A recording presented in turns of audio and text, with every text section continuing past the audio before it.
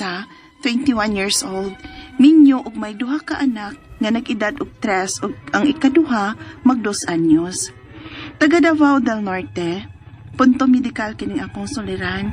Kabahin kini sa gibati sa akong ikaduhang anak nga si Andre. 5 months pa lang siya, dihang nagsugod ning iyang gibati. Ingon inang mga panghitabo.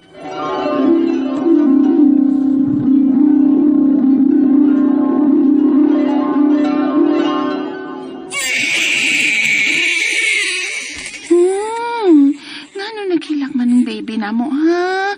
Ang sa mayayay, ha, baby, ha? Nga naman ka? Oh, ano naghilak ng bata na eh? Ambot ani niya, Rudy, uy. Ako naman ang taning ipatutoy. Busog naman taning bata, oh. Taplas yun na, kay basing gipanuhot na. O gibut na stiyan. Tuod niyo. Apalukos man sa ringan niya, pi.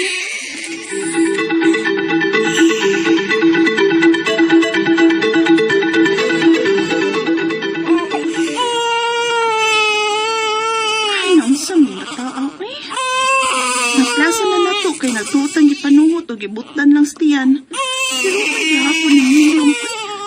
Buhay na be. Kay basing gilimot alang siguro na. Ha? Sumot ng panuhot, ani? Kanalang iyang lampin may nagtanga be. Kay basin, basa po na, mo naghilak. O tanawang bugan kay basin, gipilasa na. Masulito pa maninon ka na ako. Ako may bantes mamanghod sa una.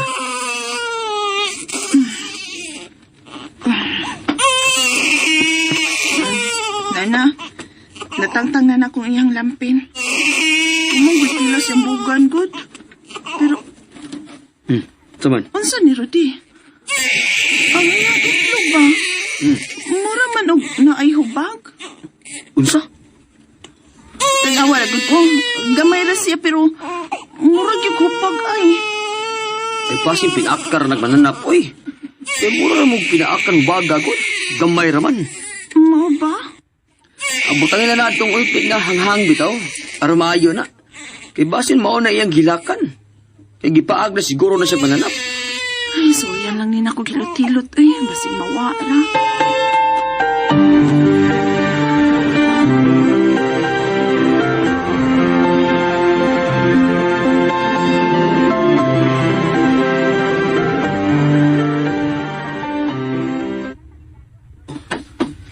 Nahihilo na lang yung mugoy. Nakatuog man. Gusto may gibuhati mo? Katuragod. Gibutangan ako og menthol nga ointment ang iyang gamay nga hubag. Nya akong gihilot-hilot. Da, lagi. Pinaakar yun itong mananap. Sunod, bantayin nga di mapaka ng bata ang mananap, eh. Okay. Dukog ba muhila ko, eh. Maglibog daw si buhaton.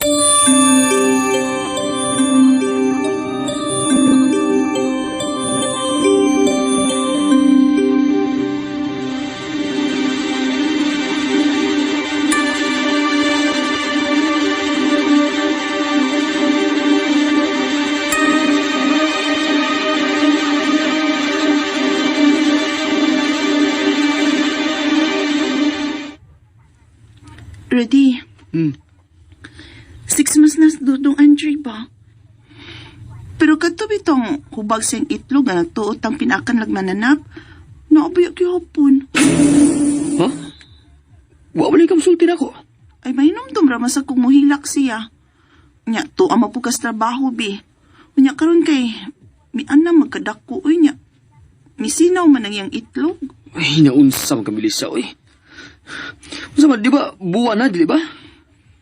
Oh, kay 5 months pa man siya adto sukad nga nakit-an ni. Unya, unom na ba siya kabuwan ron? Uy, ato na lang ipatsika mong doktor, eh.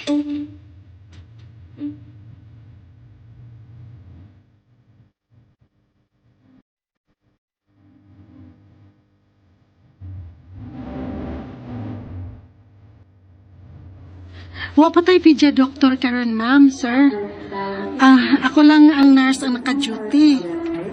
Pero sa akong tanaw, kinahanglan yun ng ipa-ultrasound. Ipa-ultrasound?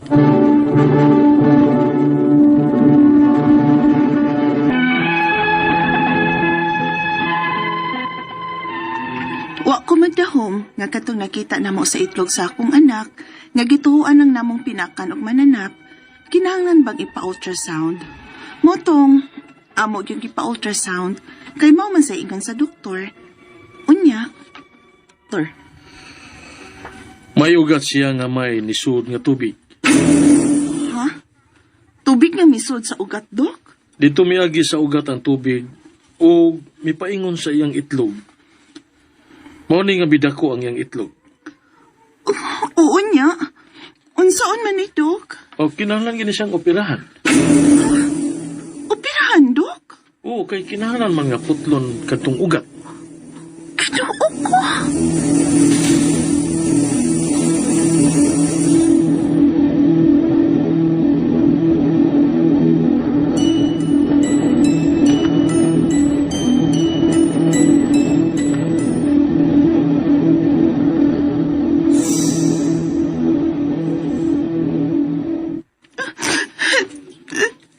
Radio yung ito.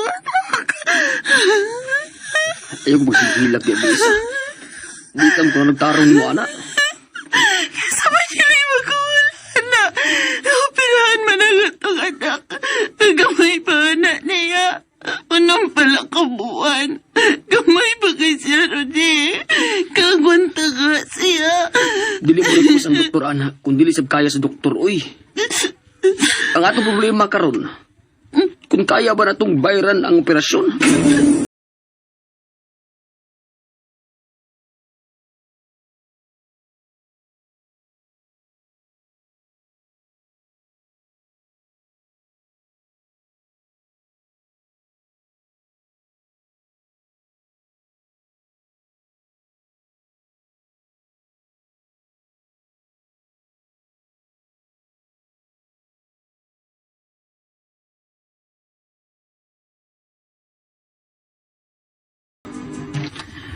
Uy, wa pa dai ninyo mapaoperahi ang hubag sa itlog ng bata, Melissa.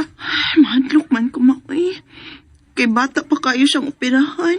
Unya, naunsa man ning bata? Muragwa raman sad ma. Gawas lang anang nagkatako ng iyang itlog. Uy, Ginoo ko ninyo. Anong wa man ninyo ati manain taon ang bata? Kuan man sab ma. Gawas nga mabalaka ko og maunsa si Andre kon operahan. Wa sa may mahibaw kon pilay gastuhan. Basig dako ba? Asa man niya may kwarta? Ay, pastila ninyo, Melissa. Makit-an ra ng kwarta. Ang bata, ang isiguro ninyo pa-opera. Pero ma, may nakingon sab na ko ba nga basig danlak ko nun na. Ha? Unsay danlak? Nga kabata pa aning Andre? Unsa man ni siya? Nangalsa og bugat o nag-iktin-iktin og maayo maong gidanlak? Ayaw mong tuo nga danlak ni Melissa. Tumana ninyo ang giingon sa doktor nga operahan ni.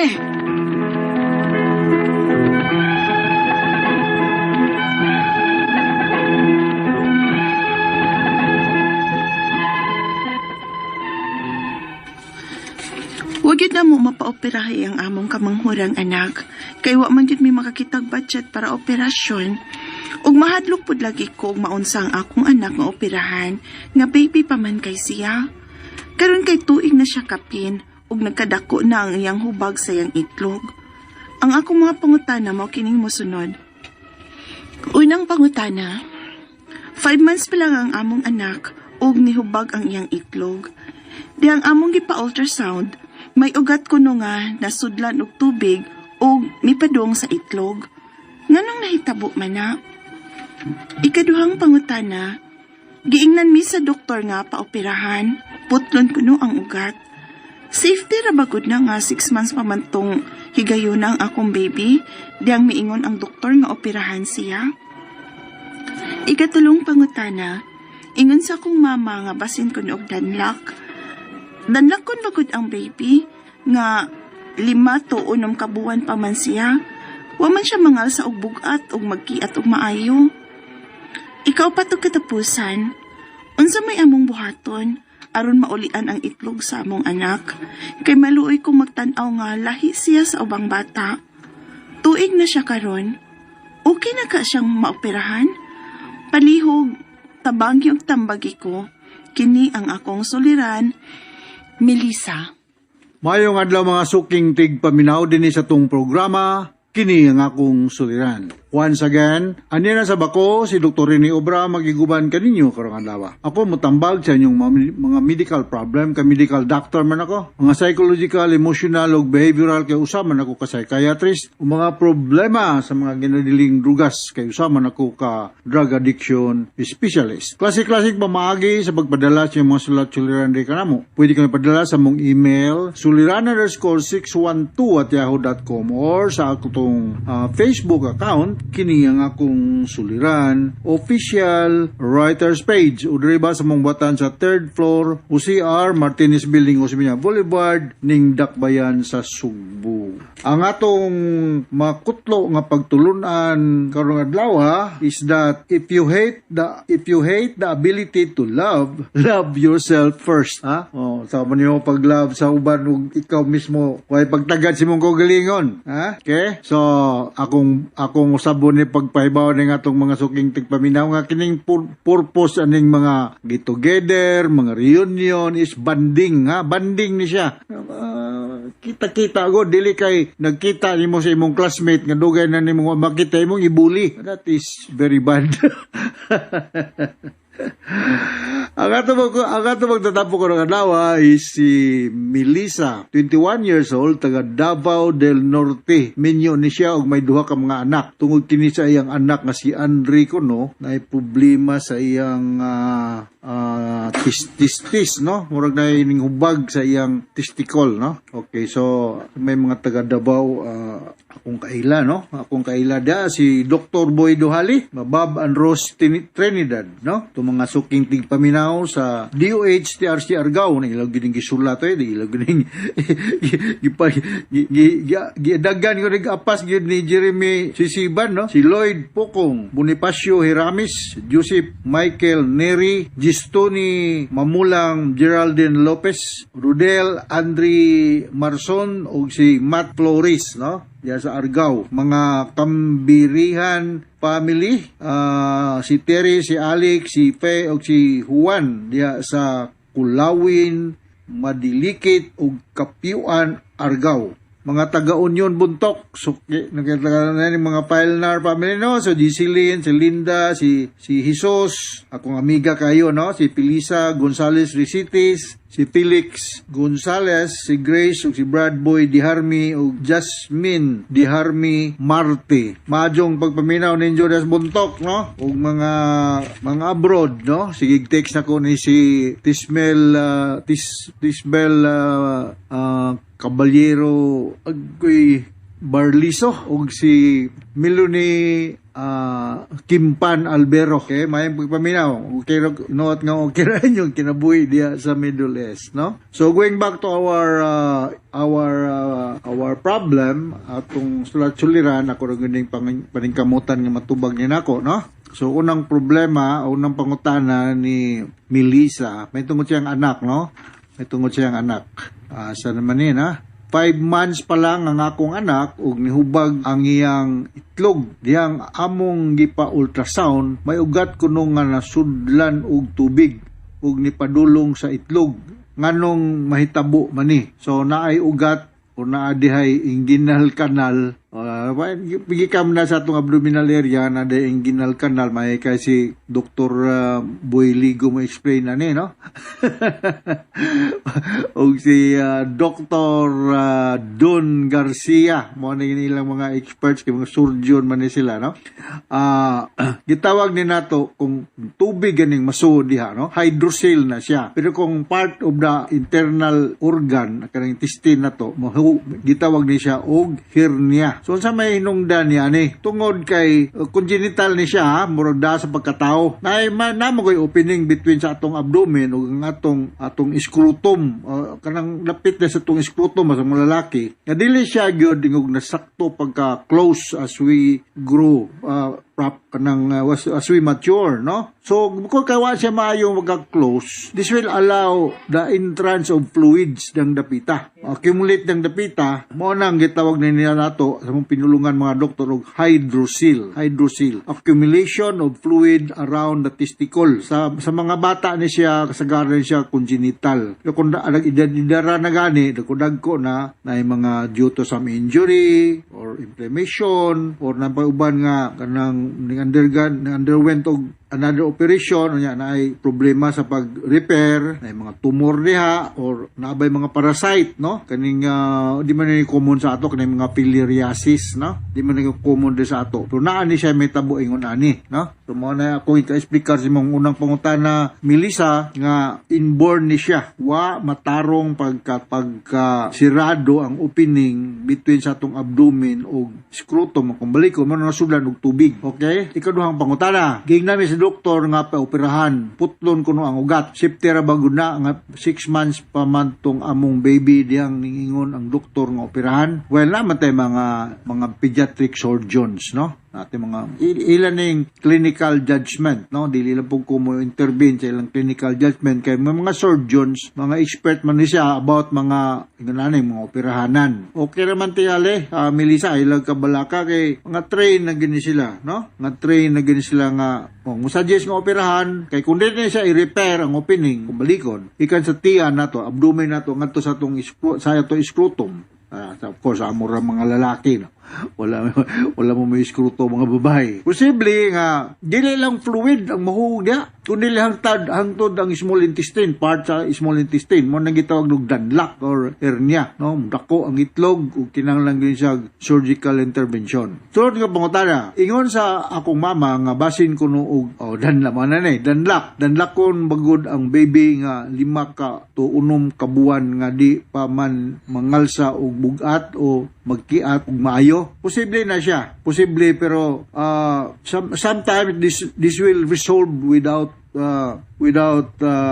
kining intervention kung mga bata pa, no? Kay as the baby will grow older mo inahinara pud to ka repair pag close tong mga katong opening wa pa makatarong pagka close, no? So naay posible nga danlak pero common ning danlak sa idara na, no? Kuyaw ni siya og mahug og infection. So kinahanglan nga sa labing madaling panahon ma-repair na gyud siya og as sugot sa imong tining doktor surgical intervention. Kay magbalik-balik man og imo lang pagdaon ipasaka ang tiil nya ihilot mo balik gyapon kung wa ma-repair tong inguinal canal. Akong kay naibal-ano diha na sa tong bugan dapit, no? Kay sunod nga pangutana, unsa may among buhaton aron maulian ang itlog sa among anak kay maluoy kung magtan-aw nga lahi siya sa ubang bata, tuig na siya karon, okay ra ba siyang paoperahan? Okay ra gyud kayo pag operahan na Melissa, no? Pediatric surgeon ang inyong kuhaon, no? Lahi baya ang approach, no, sa bata og dagko, no? Ang anesthesia medyo i-regulate, positioning ug unsa pa man diha, no? So, train ni sila along this line. So ayaw pag duha-duha dala sa labing madaling panahon ang imong anak diya sa Davao, no? Daghan man mo mga hospital dang dagko, no? Tuloy madagko pa na yung hospital diya kadiri sa Cebu. So ipa-examine sa pediatric surgeon ug mingon nga operahan, so mas maayo nga mahimo sa labing madaling panahon kay likado kayo og may mahugan diha og unsa naman lang gawa sa fluid ma-infected makabuto o unsa naman lay makuanda sa amon basin og mas complicated pa ang mahitabo. Alright, so hinaut nakasabot ka sa kung speaker nimo Melissa diha sa Davao del Norte. Once again, ako si Dr. Rene Obra. Kamot lang po ko, no? Mga legal problems, ako ang mutambag. Rather mga medical, ako ang mutambag. Mga legal, si ato ni Eileen Bathan ang mo tambag niya na. Pero mo agnimitar ko nga lately, maglisod na good mig kanang get-together na ato ni, no? Kay grabe kay kabisi, pero maningkamot kami nga as soon as possible, makasabay good mi, makadungan good mi o Sibya. So, from all baser sa Radio Mindanao Network Production Center, Radio mo nationwide tatakaraman. Daghang salamat o maayo nga.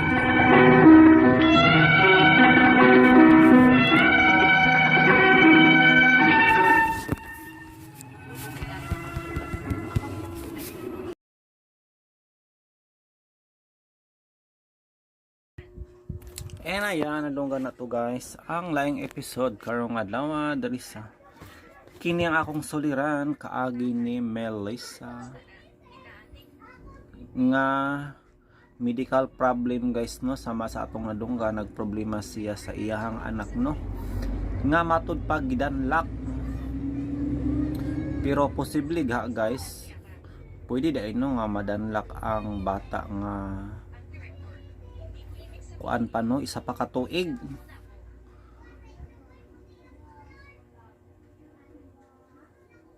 Isa pa ka tuig guys. Nga wala man tana siya nag-alsa og bugat. So unsagha ang posible nga hinungdan ato guys no. Pero matud pa ni doktor guys is congenital. Mo ba to? Wa ba ko nasab sa akong pagdungog? O murag inborn siya guys no. Munang kabalaka na lang jud sa ginikanan guys kay gusto man gud niya nga manormal ra ang iyahang anak.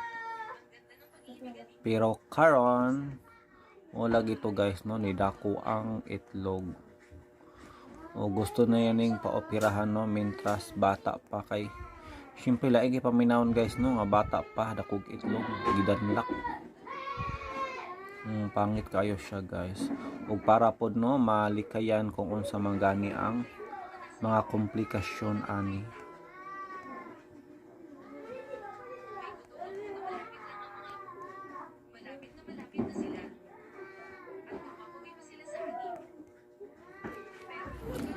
Nakoy guys scroll diri guys. Scroll ko sa akong mga video diri guys sa Facebook. Guys, para sa daghan pang komentaryo maghimo tag reaction video no. Diri sa KMGS anhita guys no kung unsay ilang mga bag-ong upload karong panahon na.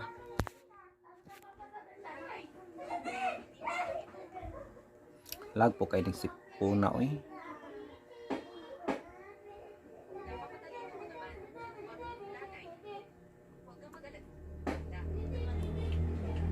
Matud pa diri guys, why this grandpa make his own caffeine? Kuyawa guys no, lolo guys, o tiguwang na siya. Naghimo siya kaugalingon niyang lungon. Ano man, lagi oy, pero lain siya paminawon guys no, pero that's the reality of life. Pansing wala na itong laman.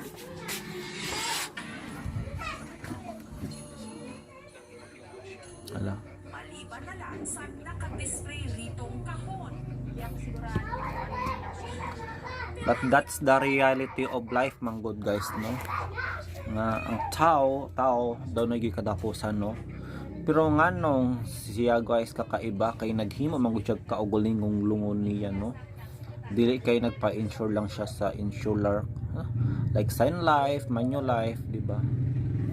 Pero ang iya guys lungon kaugulingon niya siya pag naghimo no.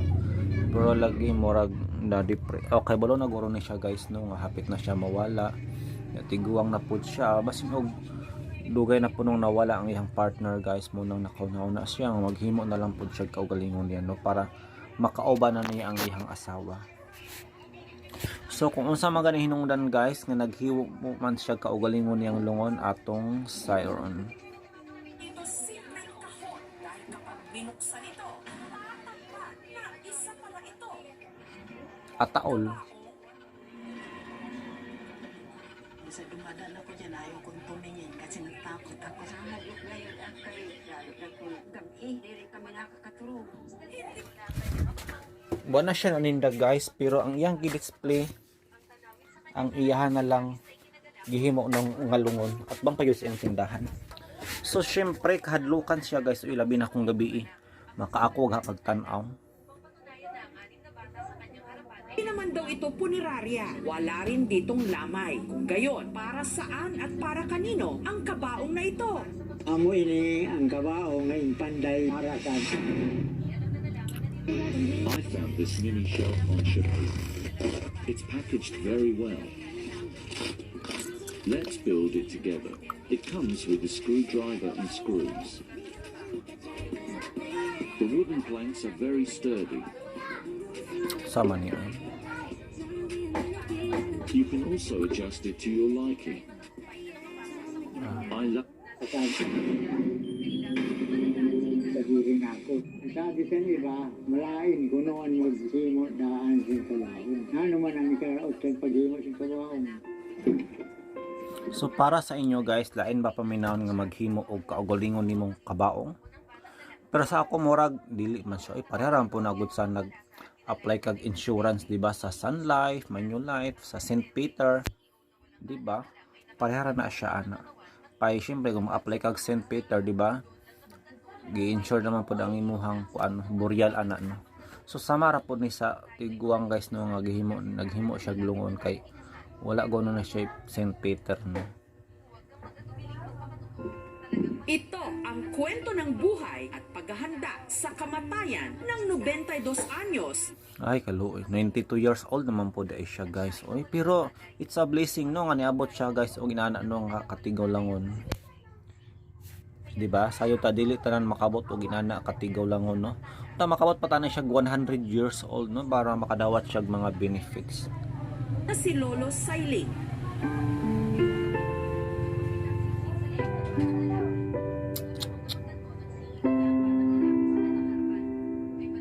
Dito sa Taon po doon. Palanas, mas Kakaiba siya nga istorya guys no, pang KMJ is good siya. Siguro daghan na po guro yung mga vloggers. I'm sure after ani guys, daghan na yung mga vlogger po no ang mutan-aw niya no, moduaw og syempre may interview no og mutan-aw sa mismong lungon nga iyang gihimo. bate mag-isa na ngayong nabubuhay si Lolo Sailing, ang lolong may nakahanda ng kabaong. Sa diri ko lang naisip, palpurma na akong kataas, pasubrang ko lang yung gamay. Natry niyo na po ba ang pumasok sa loob at Pwede humiga? Dali lang.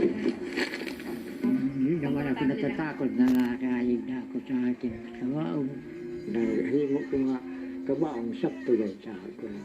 Madunot na lang ako kasi na magmurulag na ang bukong ko siya. Hindi pwede pa kawaong tudlan man tayo ba?